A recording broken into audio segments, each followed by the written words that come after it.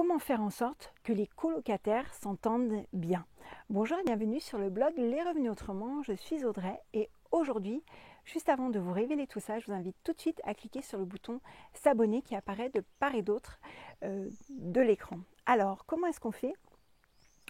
Comment est-ce qu'on fait en sorte que ces colocataires s'entendent bien? Tout simplement, en fait, vous savez probablement que j'ai une formation sur la colocation qui est intitulée Financièrement libre grâce à la colocation. Et bien, en fait, dans cette formation-là, j'ai décidé de vous livrer la charte du bon locataire. Alors, la charte, c'est quoi? C'est tout simplement en fait des règles. Alors je ne peux rien imposer puisque je n'habite pas ici et je ne suis entre guillemets que la propriétaire. Eh bien c'est une charte de bonne entente. Et j'ai pu observer au fur et à mesure des expériences que j'ai eues, eh bien qu'il y a eu des règles qui se sont modifiées et d'autres règles qui ont été ajoutées sur cette charte. Et en fait c'est quelque chose que je mets à l'intérieur de chacune de mes colocations. Bien sûr, en fonction du nombre de personnes, en fonction des profils des personnes, etc., etc. Les chartes sont toutes différentes, mais elles ont toutes malgré tout un tronc commun.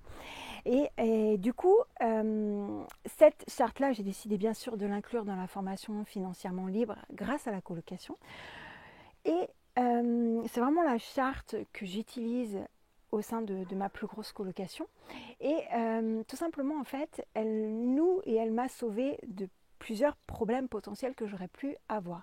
C'est-à-dire qu'en fait, un de mes amis m'avait fait part qu'il louait des chambres en colocation, toujours pareil à trois colocataires.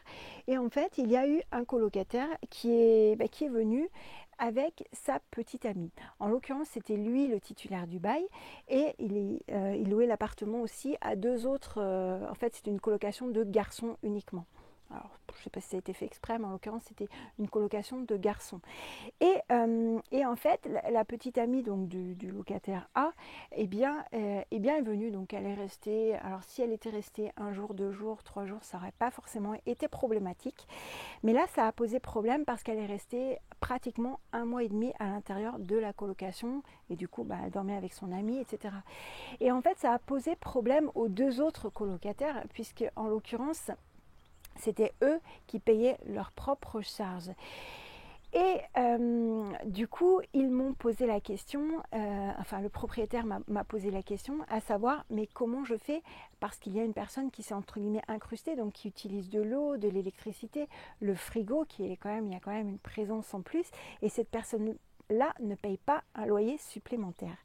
Eh bien, je lui ai dit, écoute, tu as deux solutions. C'est soit tu refais le bail à ton premier locataire, en l'occurrence le locataire A, et tu mets un bail spécifique colocation mais pour le couple, d'accord? Ou autrement, eh bien tu demandes, mais ça va être un petit peu plus délicat puisque ça n'apparaissait pas ni dans le bail ni dans la charte, tu demandes aux autres locataires, aux autres colocataires de voter, soit elle peut rester, mais en l'occurrence elle devra s'acquitter de la somme de X euros au titre des charges, d'accord, elle devra reverser, je dis n'importe quoi, à Paul et à Jacques 10 euros, j'en sais rien, d'eau et d'électricité, etc. Ou soit effectivement, elle ne pourra plus rester très longtemps, ou elle ne peut rester que temporairement. Il faut aussi définir ce que veut dire temporairement. Donc c'est la raison pour laquelle en fait dans la charte que j'ai mise à disposition de mes locataires, notamment dans ma troisième coloc, eh bien effectivement nous avons défini, et ce sont les locataires précédents qui ont défini la charge du temporaire. Combien de temps dure le temporaire?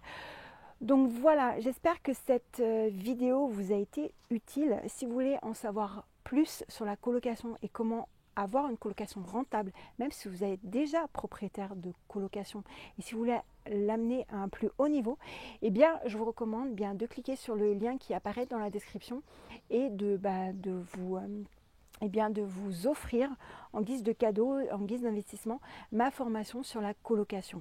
Si vous pensez que cette vidéo peut être utile à des personnes qui souhaitent se lancer dans la colocation ou qui sont déjà dans la colocation et qui galèrent, eh bien n'hésitez pas à partager cette vidéo à ces personnes, à les commenter en me disant ce que vous en pensez et puis bien sûr à la liker si vous avez aimé le contenu de cette vidéo.